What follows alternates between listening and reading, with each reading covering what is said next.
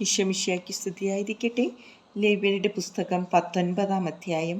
വിവിധ നിയമങ്ങൾ. കർത്താവ് മോശയോട് അരുളിച്ചെയ്തു, ഇസ്രായേൽ സമൂഹത്തോട് പറയുക, നിങ്ങൾ പരിശുദ്ധരായിരിക്കുവിൻ, എന്തെന്നാൽ നിങ്ങളുടെ ദൈവവും കർത്താവുമായ ഞാൻ പരിശുദ്ധനാണ്.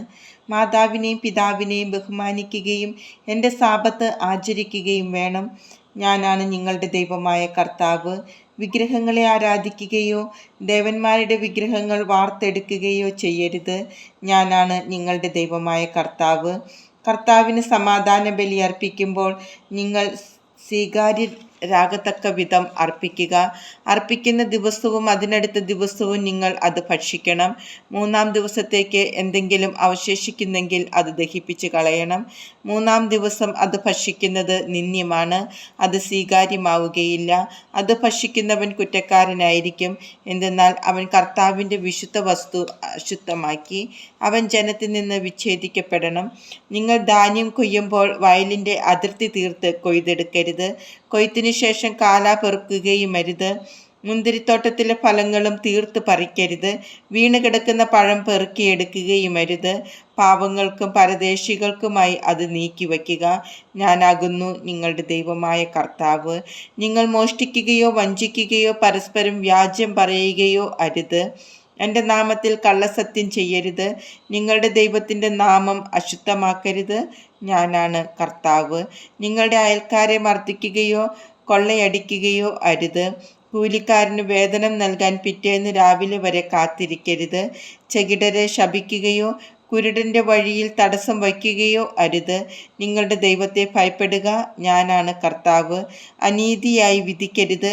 ദരിദ്രരോട് ദാക്ഷിണ്യമോ ശക്തനോട് പ്രത്യേക പരിഗണനയോ കാണിക്കാതെ അയൽക്കാരെ നീതിപൂർവം വിധിക്കണം. ഏഷണി പറഞ്ഞ് നടക്കുകയോ അയൽക്കാരൻ്റെ ജീവനെ അപകടത്തിലാക്കുകയോ അരുത്. ഞാനാണ് കർത്താവ്. സഹോദരനെ ഹൃദയം കൊണ്ട് വെറുക്കരുത്. അയൽക്കാരനെ ശാസിക്കണം, അല്ലെങ്കിൽ അവൻ മൂലം നീ തെറ്റുകാരനാകും. നിന്റെ ജനത്തോട് പകയോ പ്രതികാരമോ പാടില്ല. നിന്നെപ്പോലെ തന്നെ നിന്റെ അയൽക്കാരനെയും സ്നേഹിക്കുക. ഞാനാണ് കർത്താവ്. നിങ്ങൾ എൻ്റെ കൽപ്പനകൾ അനുസരിക്കുവിൻ. ഒരു മൃഗത്തെ മറ്റിനത്തിൽപ്പെട്ട മൃഗവുമായി ഇണചേർക്കരുത്. വയലിൽ വിത്തുകൾ കലർത്തി വിതയ്ക്കരുത്. ചണവും കമ്പിളിയും ചേർത്ത് നെയ്തെടുത്ത വസ്ത്രങ്ങൾ ധരിക്കുകയും അരുത്. ഒരു പുരുഷൻ വിവാഹസമ്മതം നൽകിയിട്ടുള്ളവളും എന്നാൽ വീണ്ടെടുക്കപ്പെടാത്തവളും സ്വാതന്ത്ര്യം ലഭിക്കാത്തവളുമായ ഒരു ദാസിയോടുകൂടെ ഒരുവൻ ശയിച്ചാൽ അന്വേഷണം നടത്തി അവരെ ശിക്ഷിക്കണം. എന്നാൽ അവർക്ക് മരണശിക്ഷ വിധിക്കരുത്, എന്തെന്നാൽ അവൾ സ്വതന്ത്രയായിരുന്നില്ല. അവൻ തനിക്ക് വേണ്ടി സമാഗമ കൂടാരത്തിൻ്റെ വാതിൽക്കൽ പ്രായശ്ചിത്ത ബലിയായി ഒരു മുട്ടാടിനെ കർത്താവിന് സമർപ്പിക്കണം. പുരോഹിതൻ പ്രായശ്ചിത്ത ബലിക്കുള്ള മൃഗത്തെ കർത്താവിൻ്റെ മുമ്പിൽ സമർപ്പിച്ച് അവനു വേണ്ടി പാപപരിഹാരം ചെയ്യണം. അപ്പോൾ അവൻ ചെയ്ത പാപം ക്ഷമിക്കപ്പെടും.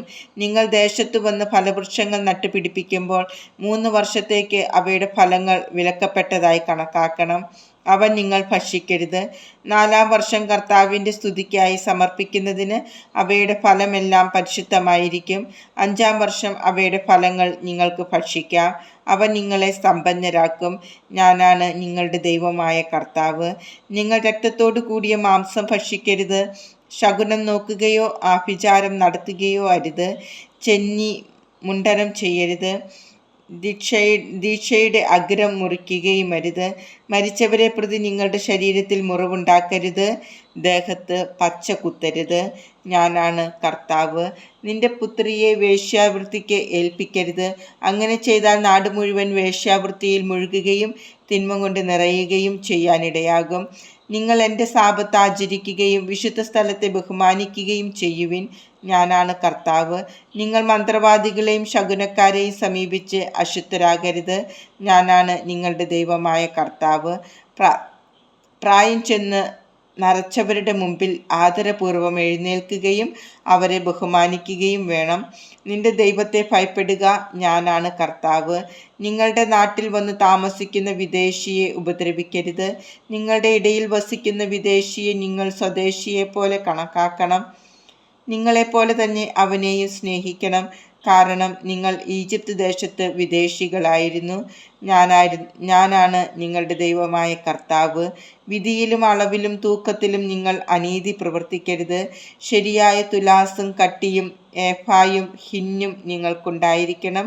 ഈജിപ്ത് ദേശത്തു നിന്ന് നിങ്ങളെ കൊണ്ടുവന്ന നിങ്ങളുടെ ദൈവമായ കർത്താവ് ഞാനാണ്. നിങ്ങൾ എൻ്റെ കൽപ്പനകളും നിയമങ്ങളും അനുസരിച്ച് പ്രവർത്തിക്കണം. ഞാനാണ് കർത്താവ്.